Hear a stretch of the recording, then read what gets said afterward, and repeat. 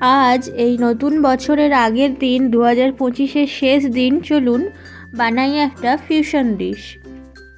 Italian আর Indian একসাথে butter chicken spaghetti pasta বানাবো আজ।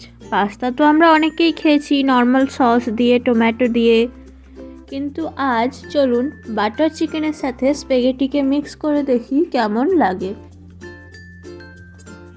আজ নিউ ইয়ার ইভ, তাই একটা স্পেশাল রেসিপি নিয়ে আপনাদের সামনে চলে এসেছি। চলুন শুরু করা যাক। তো প্রথমে আমি নিয়ে নিয়েছি 300 গ্রাম চিকেন কিমা। এটাকে ম্যারিনেশন করে রাখবো কিছুক্ষণ। তার জন্য আমি দিয়েছি একটু নুন, লঙ্কা গুঁড়ো, ধনে গুঁড়ো আর জিরে গুঁড়ো, আর একটা লেবুর রস। নর্মালি পাস্তাতে ধনে গুঁড়ো জিরে গুঁড়ো দেওয়াটা একটু অদ্ভুত, কিন্তু ইন্ডিয়ান রান্না তো ধনে জিরে গুঁড়ো ছাড়া হয় না। তো এবার এটাকে মিক্স করে আধ ঘন্টা মতো ম্যারিনেট করতে রেখে দেব। ততক্ষণ আমরা পাস্তাটা একটু বয়েল করে নিই।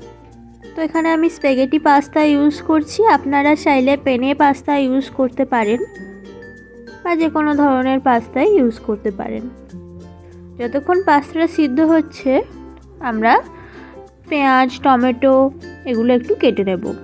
কেমনভাবে কাটছি সেটা যদিও ম্যাটার করে না, কারণ বাটার চিকেনের গ্রেভিতে তো সবটাই বাটা হয়ে যাবে।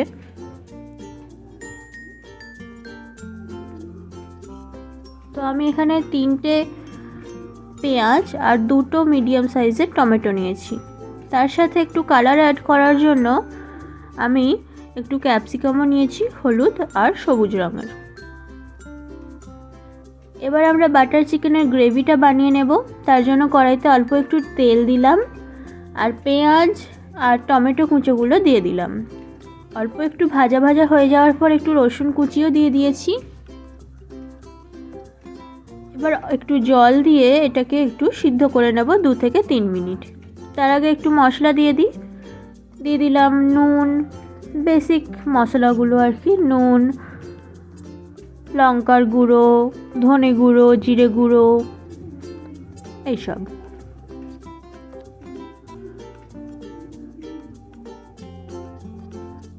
এবার এটাকে নাড়াচাড়া করে জল দিয়ে দেব আর ঢাকা দিয়ে 2 থেকে 3 মিনিট সিদ্ধ হতে দেব।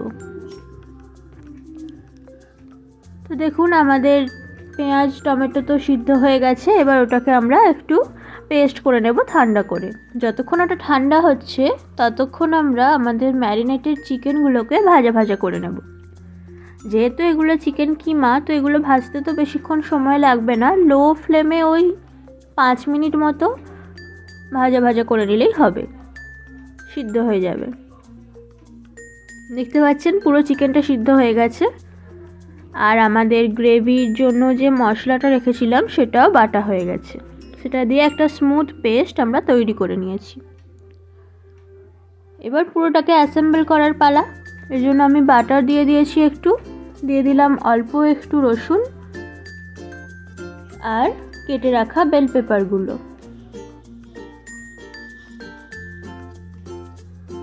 বেল পেপারগুলো আমি বেশি ভাজা ভাজা করব না, কারণ এর যে ক্রাঞ্চটা থাকে সেটা পাস্তাটা আমার খেতে খুব ভালো লাগে।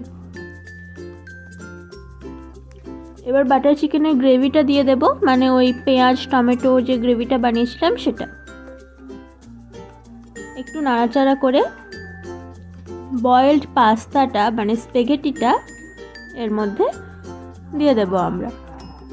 তার আগে একটু ক্রিম দিয়েছি, ফ্রেশ ক্রিম।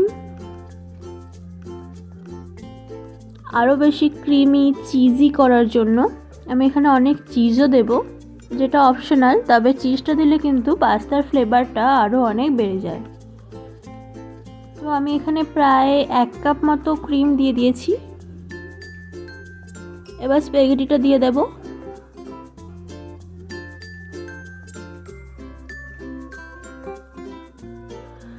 স্প্যাগেটিটা দেওয়ার পর একটু টেস্ট করে নেবেন নুন বা অন্য কিছু সব ঠিক আছে কিনা।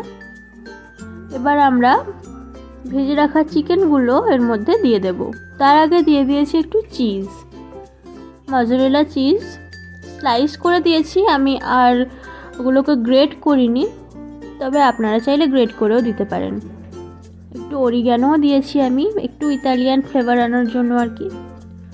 ভেজে রাখা চিকেনগুলো দিয়ে দিলাম, ওটাকেও একটু নাড়াচাড়া করে নেব। এবার চিজ স্লাইস দিয়ে পুরোটাকে ভালো করে সাজিয়ে দেব। যত বেশি চিজ ব্যবহার করব ততই কিন্তু আমাদের পাস্তাটা ক্রিমি, চিজি আর টেস্টি হবে। তো আমার তো চিজি পাস্তা খুব ভালো লাগে, তাই আমি বেশ খানিকটা চিজ দিয়েছি। চিজটা মেল্ট করে নিলেই আমাদের পাস্তা রেডি হয়ে যাবে। নিউ ইয়ারের সন্ধ্যাবেলায় এরকম একটা গরম গরম ফিউশন ডিশ থাকলে কিন্তু মন্দ হয় না। এর সাথে 1 কাপ হট চকলেট বা কফি আর একটা গার্লিক ব্রেড, তাহলেই একদম নিউ ইয়ারটা জমে যায়। হ্যাপি নিউ ইয়ার আপনাদের সবাইকে, ভালো থাকবেন, নমস্কার।